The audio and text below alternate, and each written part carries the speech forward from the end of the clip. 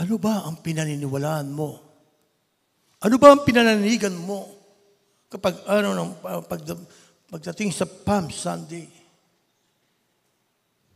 Yes. Lahat tayo, Kristiyano. Pare-parehong Kristiyano. Pero kapatid, hindi tayo pare-pareho. Pagdating sa malalim na pagkilala, pagkaunawa sa mga kanyang salita. Kristiyano kang masasabi, alam mo ang Biblia, narinig mo ang salita, ang dami mo nang natutuhan, nalaman, pero ang problema, ikaw ba ay mababaw o malalim? Elder, ano ba ibig sabihin ng malalim?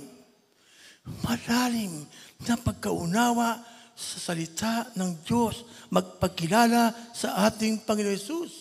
Yung malalim, nakikita sa buhay mo si Yesus.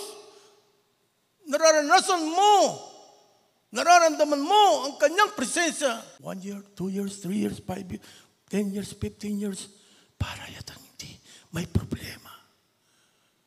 Okay? Pagpasok mo pa lang dito sa ano ang ninanais mo. Yes, walang problema kung ikaw ay sasamba. Walang problema kung ikaw ay makikinig. Walang problema kung ikaw mananalangin. Pero ang tanong, ano ang response mo sa kanyang pagdating? Ano ang response mo sa iyong pagkakilala sa Panginoong Yesus? Yes, kilala mo si Jesus. Alam mo ang kanyang pangalan. Alam mo ang kanyang talang buhay. Pero yung kanyang ginawa, nakikita ba sa buhay mo?